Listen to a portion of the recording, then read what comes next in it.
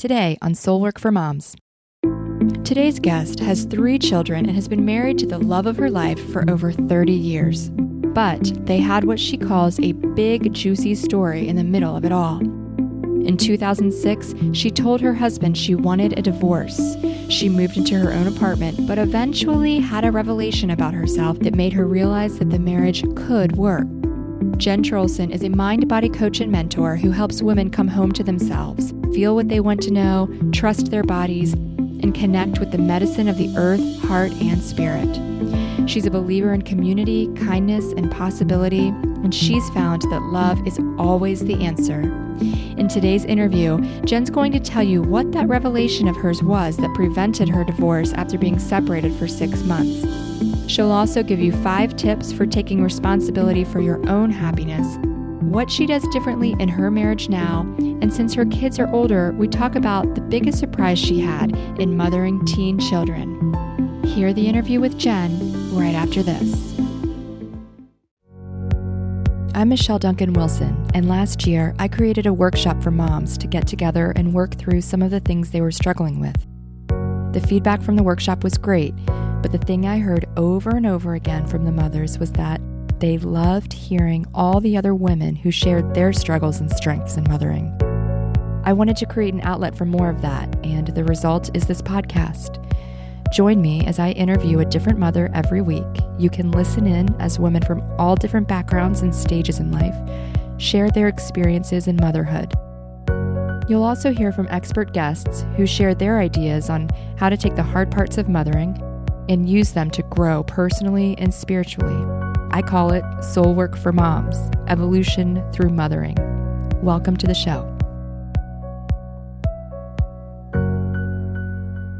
Hi, Jen. Welcome to Soul Work for Moms. Hi, Michelle. Thanks for having me. So take a minute to tell us about yourself and your family. It's such a small question, right? With such a big answer. It's funny. I am a woman. I am a mother and a sister and a wife. And I am also in the business world, a coach and a mentor and MindBody coach as well. And my family, my beautiful family, my crazy fun family is what I refer to them as. I am married to my high school love, and we've been together for 30 years now with a big old juicy story in the middle. Which we'll get into.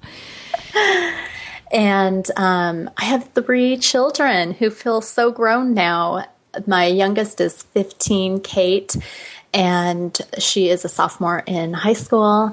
My son is 19. He just graduated last year. He's living at home and working a full-time job.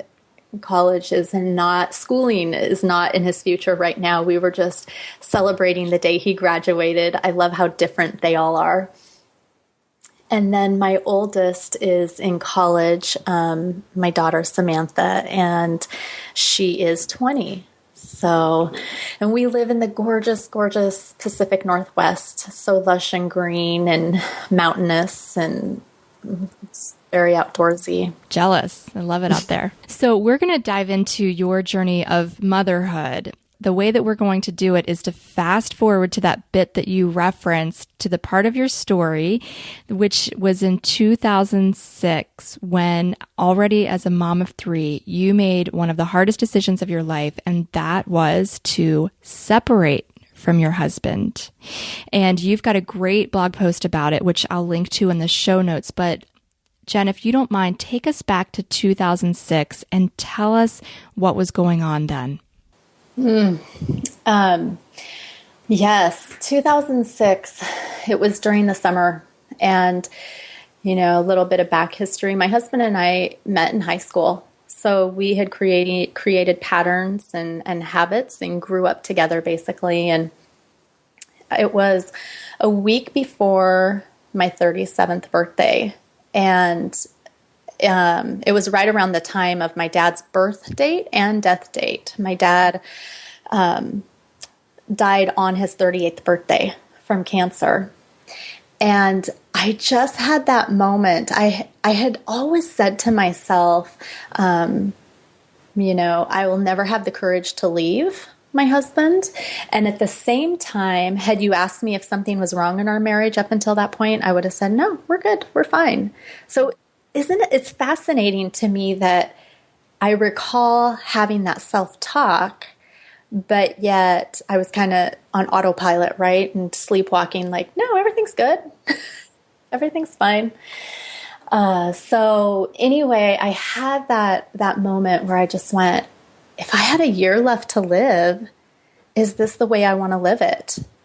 And I thought, no. I was walking on eggshells. The kids and I would do the mad rush before Dad got home because he was on his way home to make sure the house was in order and clean. Mm-hmm.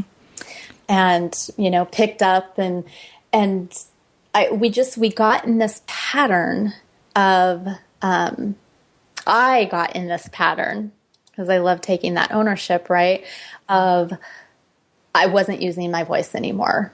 It was that anniversary then, you said, of your dad's death and birth date that made you kind of have that question of or evaluating your life and saying, is this how I want the rest of my life to be? Even though there was nothing screaming at you that you wanted to not be in the marriage. Absolutely. Absolutely. And I think the fascinating thing there for me was, we'd worked on things and things would get rough and we would change for a couple weeks and then they'd go back to being the same, which I think a lot of us can relate to. Yeah. And so we work on things for a while and then they go back to being the same. And we had gone to counseling once and we had tried some different things. And so it was kind of like that breaking point where I felt like I was saying I wasn't happy, but he wasn't hearing it. And so I think maybe in my head I was saying I wasn't happy there towards the end, but it wasn't coming out. And I think in all honesty, I was saying it as well, and he wasn't choosing to hear it. So it was that day on my dad's birthday, and I had that moment, and it was right there in that moment. I was just filled with, oh my gosh, I need to do something now because I'm not willing to live this way anymore. My big thing was I wanted my marriage to be an example for my kids of what a loving relationship was. And we weren't spending any time together. We were leading two separate lives under the same roof. Yeah. And so did you just tell him all at once, like I'm out, I'm done, or what did that look like? Crazy enough. He was outside in the garage packing, and we were getting ready to go on a family trip. And I walked out and I said, we need to talk. And this is kind of, this gives you a feeling of what was going on, because I said, we need to talk. And his response was, seriously, now? And I said, yeah, I'm not happy. I'm going to leave for a while. And it was literally, it was in that split moment that I had that thought, and I knew I needed to act on it. You had, up until that day, been planning on going on vacation, and then you were just following that voice in that moment to say, I'm not, because you didn't go on vacation, right? Correct. I did not go on the vacation. He went on vacation with the kids. And so then he knew oh, wow, she's serious. Yeah. Okay. So they went on vacation and you eventually moved out, right? And got your own place. I did. Yeah. He wanted me to try and stay here while we remained separated, but it was too hard. I needed that space to figure things out. And in all honesty, I left with the intention of getting a divorce. It was like, if I had the courage to do this and ask for this time and space, like, it's too far gone. We've tried, we've tried things. It didn't work. It's time to move on. But that's not how the story ended. You were in the apartment, and that was about 6 months. And what were you doing during that time? During that time, I was reading all these books and listening to all these audios from people I never knew existed. like Marianne Williamson and Cheryl Richardson and Louise Hay and Wayne Dyer and Ayanna Van Zant. And I was just like, wow. my mind was being blown. And the more I read, when I left, I felt I was leaving because of him. I can't do it because of him. And what I ended up discovering was what I'd really done is fallen out of love with myself. Was that all at once? How did you realize that? Was it through all of the books that you were reading? Yeah. It's interesting. It was the culmination. I didn't realize it until that, 6 months later when I'm living in the apartment on my own, and my cousin, I still have it. I'm looking right at it right now. My cousin, who is like a sister, had been with me along the journey, and she was wonderful because she loved my husband. She loved me. There was no sides taken. And she was the one that kind of kept feeding me these different books and these different, audios. And she wrote on this sticky note, I love you. I believe in you, but you need to fall in love with you. Then everything else will fall easily into place, is what the sticky note said. Yeah. And so I was like, and it's interesting, right? Like, I'm like, I like me. I'm all right, But it was not the self-talk in my head that was going on. I felt so guilty for leaving my husband because he didn't cheat on me. He wasn't a gambler. He wasn't an alcoholic. He didn't have any addictions. All he was doing was trying to raise a family and carrying the stress of that, which made him short-tempered, you know? And so it's like, gosh, I leave this man who all he wants is a family, and I know loves me. And at the same time, I can't live this way. I want to experience life with you. I want our kids to see what love looks like. And all that. So anyway, I sat there and I kept reading the books. And the one thing my cousin asked me to do was look in the mirror. All Louise Hay, Cheryl Richardson, tons of people tell you to do this. Look in the mirror and say, I love you, looking into the depths of your soul through your eyes until you really believe it. And so I literally would do that every day, multiple times a day. And it was very blank. I remember looking, like I'm doing what I'm supposed to, right? Right. It's like just how I was raised too. Like, just do what you're supposed to and follow the rules. So, okay, I'm doing it. And I remember that day in February that I looked into the mirror and I was like, oh my gosh, I do love me. Like, I loved me. I wanted to hang out with me. Like, it was so exciting. And right then I was like, I want every woman to feel this way. Like, to want to hang out with yourself and spend time with you. And it was loving and it was fun and it was nurturing, this energy. And the very next thought that hit me was, your marriage could work. And I was like, wait a minute, what? Yeah, literally. And my head, even as I'm telling you right now, my head is looking behind me because I was like, wait a minute, my marriage could work? I don't think so. And just to even give you more information, at that time, we had divorce papers drawn up because my husband kept coming to me and all he wanted to do was talk and spend time together. And I was like, that's all I've wanted to do for the last 20 years. And now I just want you to stay away. Like, I need space. Yeah. And I also remember I'm on my second marriage, and I remember that happening after when I was in the process of getting divorced with my first husband. And I remember thinking, this is what I wanted during the marriage, not when we were getting divorced. And so I was mad at him for all of a sudden being able to have this time for me. Yes. Yeah. Yes. I can totally relate. Yes. So here I, just give me space and time. And he would keep coming to me and saying, okay, where are we at? And I kept saying to him, remember, in my head, I knew that I was in this for a divorce. But all that could come out of me was, if you want an answer right now, I want a divorce, or you can give me some space and time and let me figure this out. And so he kept giving it that space and time. And then he hit that point where he's like, I can't do this. Like, I need to know what's happening and move forward. And I understood that. And so he had divorce papers drawn up. We were going on our annual trip. He was going on our annual trip to Maui with the kids. And so it was the first year I wasn't going. And he couldn't get in to sign them beforehand. I couldn't get in to sign them beforehand.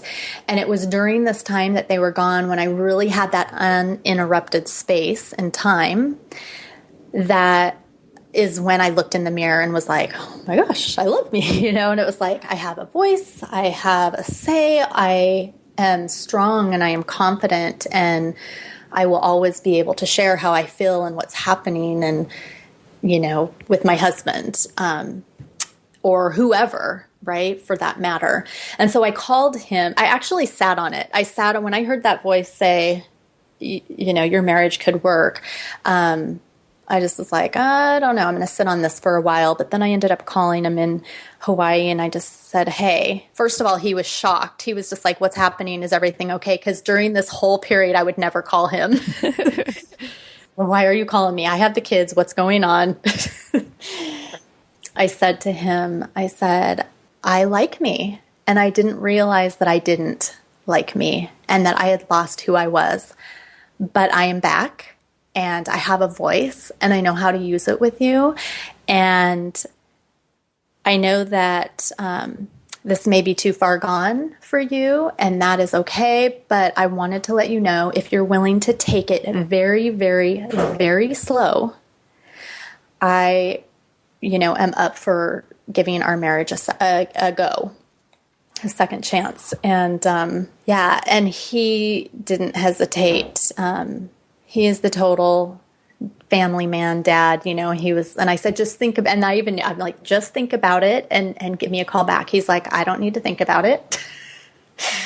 Like, yes, let's do this. And I said, you know, we have to go slow, because if we start to work on it and it's not working, I want to be able to say that. And I know that would be really hard. And he's like, absolutely, we'll take it slow. And so we did. And what does taking it slow mean when you are starting a new relationship with your husband? Right. Yeah, good question.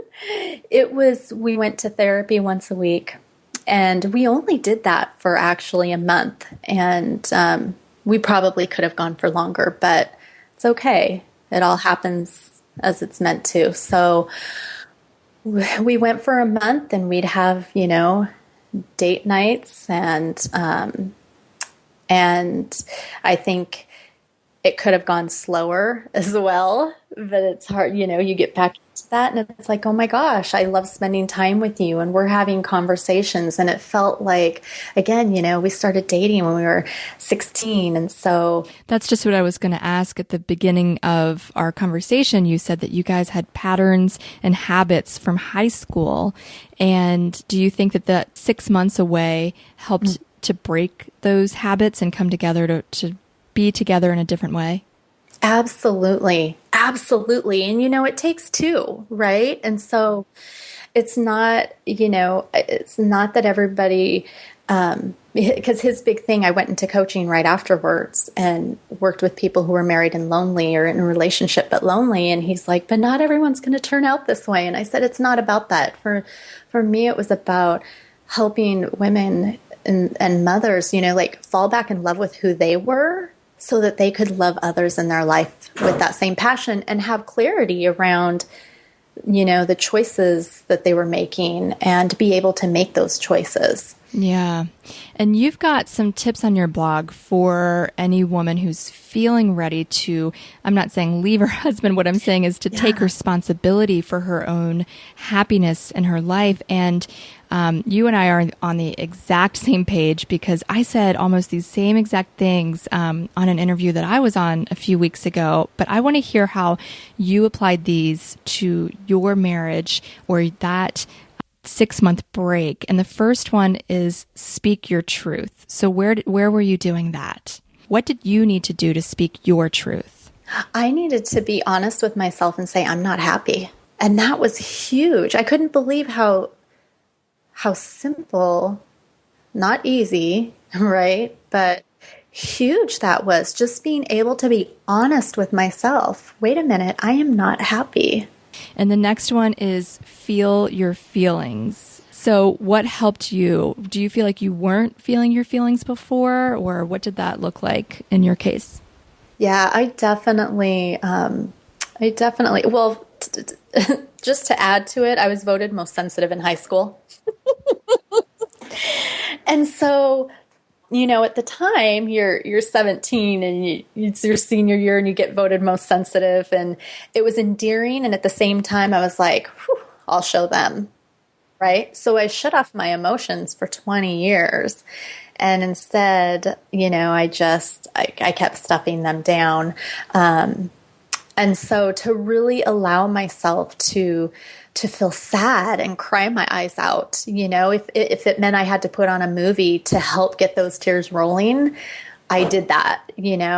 For anger, sometimes I would just bury my face in the pillow and scream, and just yell or fist pump, my bed.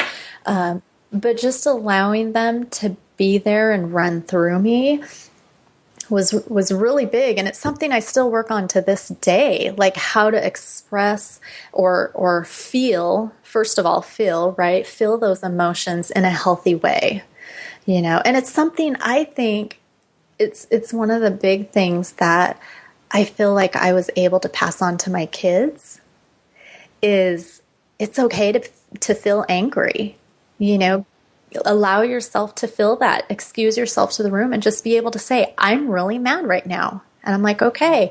And they'll go to their room and process however they process. And you say to build a circle of support. I think this is huge, whether it's one girlfriend or a circle of friends. Man, I had a group of 4 girlfriends, and they would come over to my place, once a month, and we'd have dinner and we'd laugh, and that they were my safe place. Again, they weren't judging. That was really important for me, because just staying neutral in the situation, but also just being that sounding board for me to be around, and either, for whatever I needed to take my mind off it, or to be that safe place just to like, blah.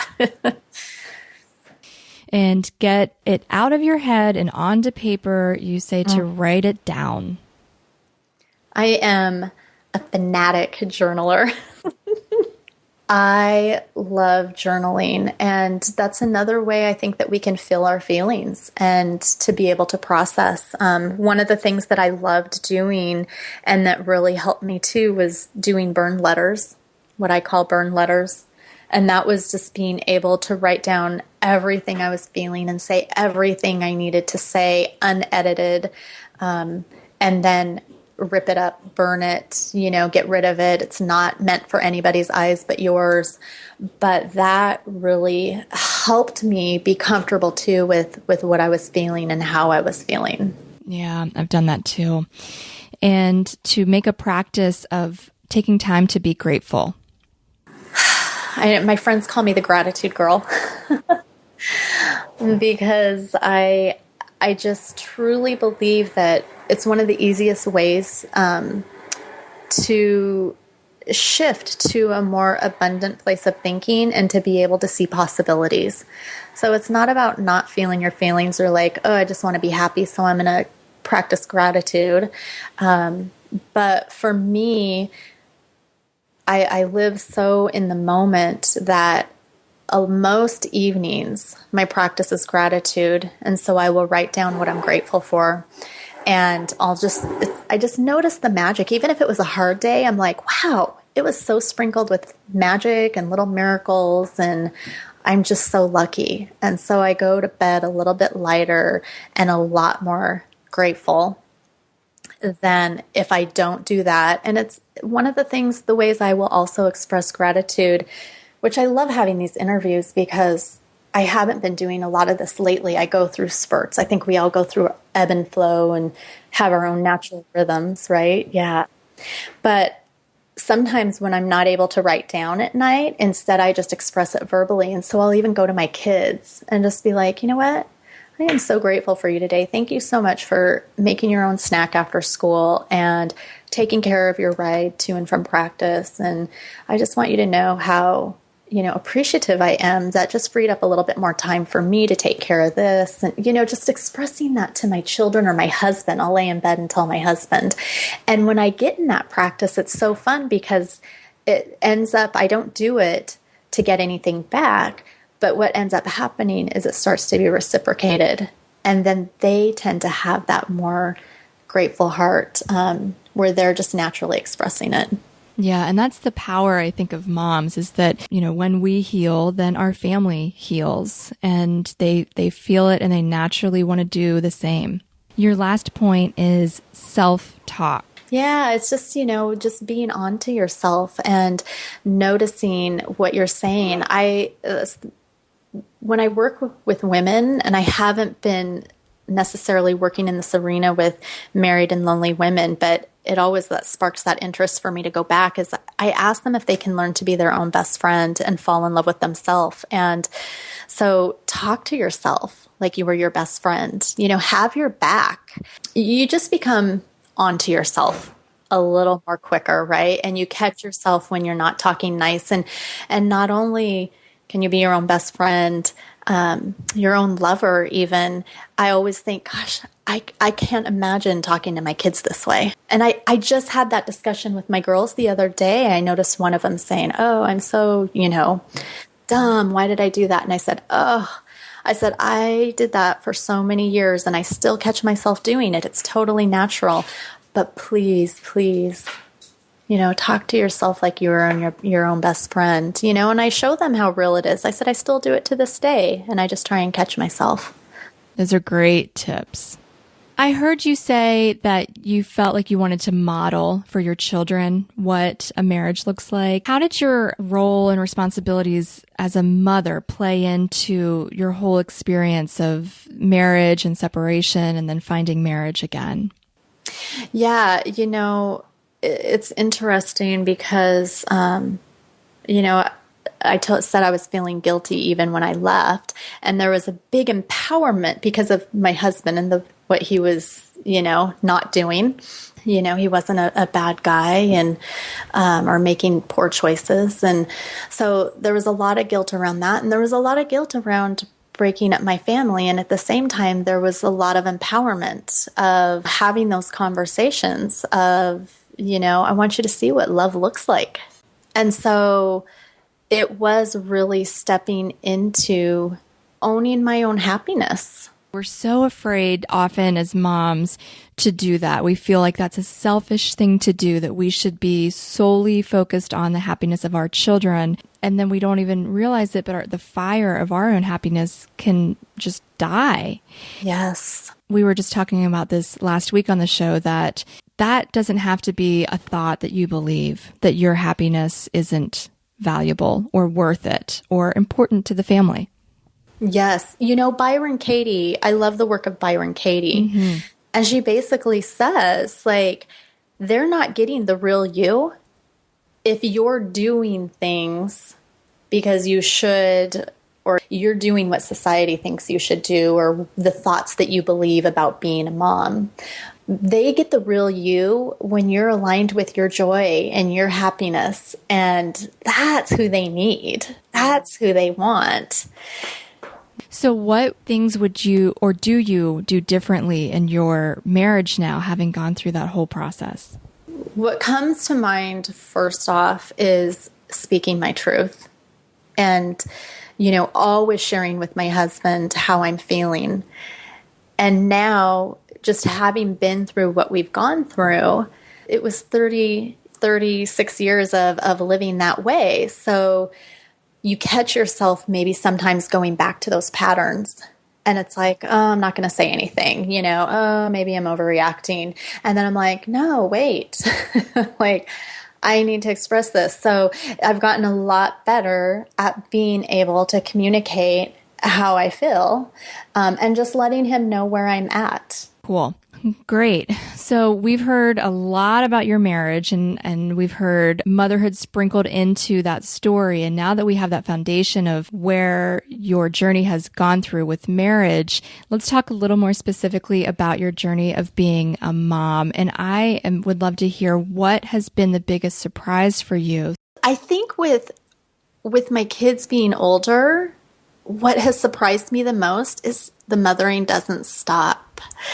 And I know that might sound funny, but it's almost, I don't know. I'm at this different stage with my kids, leaving home and going out. I think that surprised me the most because I've always been the one that the world is your oyster. Go explore it. Once you graduate, I'm so excited to see what you do, which I am. And my husband's like, oh no, stay close to home, go to college here. And it was really hard. It totally surprised me. It shocked me how difficult it was when my daughter left for college. Yeah, I've had a lot of moms writing in saying, I want to hear more about moms who have kids that are older, not the younger ones. So how was that different than what you expected? I found myself getting in her business a little bit more, just more worry. There was more worry because she was a little bit further away. She was 5 hours away. It's funny that you've had people call in because I actually kind of rallied with a few of my friends who had kids going away. And I'm like, there needs to be a service for this or, a place to go. So you're like, oh my gosh, I'm not alone. So it just, when she would call and say, gosh, I haven't been able to eat the last couple days. And so I'd find myself getting into her business where I was trying to fix it instead of doing what I did when they grew up and say, ooh, so what do you think you should do? So it was interesting. It was like I was reverting to her being a baby or something. I don't know. Yeah, that makes sense because someone told me once that when your kids get older, the problems don't go away. They just get scarier and they get more permanent. Your third grader makes a mistake, steals a candy bar. You go in and you have them apologize or whatever it is that you do. But when your 19-year-old is calling and saying like, hey, I'm going out with this person that I just met, you're like, right. And that was the perfect words. It's scarier and it's more permanent. Yeah, it is. It's crazy. Yeah. Yeah. What does self-care look like for you? We've been talking about that a lot on the podcast. Yeah. Self-care. I actually wrote a daily practice guide because I am so into self-care. I am into structure, but not routine. So I have all sorts of little goodies that I do. In the morning, I will meditate. Sometimes it's 5 minutes. Sometimes it's half an hour. I always have to have that time of silence to connect with that inner voice because the world is so busy and noisy and fast. And so that is what helps me keep that connection to my truth and my voice. And I know you had Pixie Lighthorse on here. And one of the things that she says is know what you want and ask for what you need. And that's what my meditation time does. It allows me to know what I want and then ask for what I need. And I really love that. I also feed myself with some inspirational books. I have a stack of books and they always change. So right now, my current stack, it's like, what am I feeling today? And I grab one and I will either open it randomly or, to the chapter I'm on and just read a little bit. And that's one of my instant, whew, I'm back. It's me. If I wake up a little cranky or whatever. But I journal as well. I do some really light yoga, something to move my body, but it's all kind of just a feeling that morning. Listening to your intuition. Exactly. And then in the evening, a lot of times I'll even just try and find that 5 minutes. Again, maybe I'll read a little something or write my gratitude journal or all of the above. Cool. Yeah. How would you say that you've grown from being a mother? I feel like it's expanded my capacity for love. It's crazy. I love love and I love spreading love and it's undescribable. It's undescribable. Yeah. So you are a coach, a mind-body coach. First of all, what does that mean, mind-body versus just like a personal coach? The MindBody coach is really helping people. For me, again, several different mind body coaches out there that do different things. But for me, the capacity that I coach in is helping women to feel their feelings and really learn again to be able to express them in a healthy way and allow yourself that wisdom from the emotions. Like if we befriend them and realize they're just visitors and this too shall pass and it's all energy and it keeps on moving, there's so much wisdom in there. And so helping them connect in that way. And really for me, it's helping them get out of their head a little bit more and into their body and letting that be more of your guidance system, your heart and your body versus your head, which our mind is wonderful and our head is great to carry those things out that inner wisdom is sharing with us. But so many of us, again, in this culture, it's just fast and it's busy. And so we're in mind mode. Yeah, we definitely are. And on your blog, it says, Jen Trulson, Sacred Living. And you write that you help women to live a sacred life. How do you define a sacred life? To me, sacred living is all that's holy and important to you. It really is that reverence for what is most important in your life. And that's different for each one of us. And so I love helping women find out what's most sacred to them, what's most holy, what's most meaningful. Yes. And who's inspiring you right now? Who are you really into or reading or looking up to? She's not a mom, but Elizabeth Gilbert. I love her. I love her. And who else am I reading? I heard you say Marianne Williamson. I'm reading A Return to Love again right now in my book club. So she's on the list, I heard. So I kind of sparked up when I heard you say that. Marianne Williamson, and she's in my stack right now.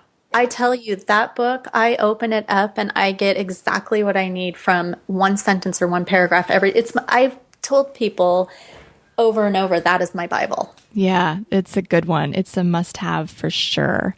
Yes. So we're going to start wrapping up. We've just got a couple questions left. Looking back, your children are now almost into adulthood. Some of them are. What's the one thing that you hope your children remember from childhood? That they were loved and supported. Like we always were there for them. I did not feel that way. And so I just wanted them to know we were always there. They were always loved and they are always loved. And they say that to us, like the one thing I always know is that like you're there for us. And I just, again, love, right? I love love. Like, I just want you to know you're loved in the most independent way, right? I love helping them create themselves to be these independent beings by asking questions. So anyway. And last question for you, Jen. What is the one thing that you want all mothers to know? I'm horrible at things, giving one answer. So I'll just make it one paragraph kind of thing. That they're not alone. And that's why I love what you're doing. Because our stories matter and they're getting to hear that you are not alone and to take care of yourself so that you can take care of others and have fun. Have fun. These moments, I know we all hear it, but enjoy the ride as best you can. I remember my husband and I getting advice when our first child was coming into the world, and it was introduce your children to your life. Don't change your world because you have children. So keep doing the things that are meaningful, keep having fun and introduce them into your life. And so I think that's really like take care of yourself, keep doing those things that spark your interest so that you have that energy and enthusiasm to do that with them. Mamas, you are not alone, and your happiness is not only important, but crucial for a healthy family. If you'd like to get in touch with Jen, you can find her on the web at jentrulson.com or on Instagram also at Jen Trulson. That's Jen with one N, Trulson. There are also links to her and all the authors she mentioned today on the show notes at soulworkformoms.com. Jen, thank you so much for sharing your story with us. This week's Soul Work action step is this. Take one step further in owning more of your happiness. Only you know what that is for you. Maybe it's one of Jen's tips. Maybe it's skipping the story time at the library that you hate. Maybe it's telling your husband that you have some needs that you'd like to talk about. Listen to your intuition and take a stand for your happiness, because your children want a happy mother and you are worthy of happiness. Make sure you stop by soulworkformoms.com to grab your free soul worksheet from today under the show notes.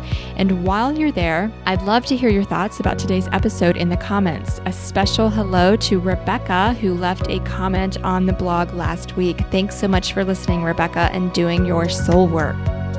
There are 4 episodes left in the season, so make sure you're following on Facebook, Instagram, or sign up for email notifications on the website, because I want you to be the first to know when season 2 goes live.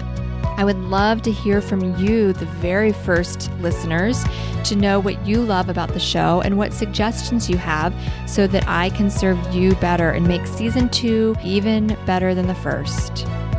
I'll end today by reminding you that you matter. When you heal your wounds and find the space in your heart that embodies who you really are and live from that space, it changes the world, and that is evolution through mothering. Thanks for listening. I'll see you next week.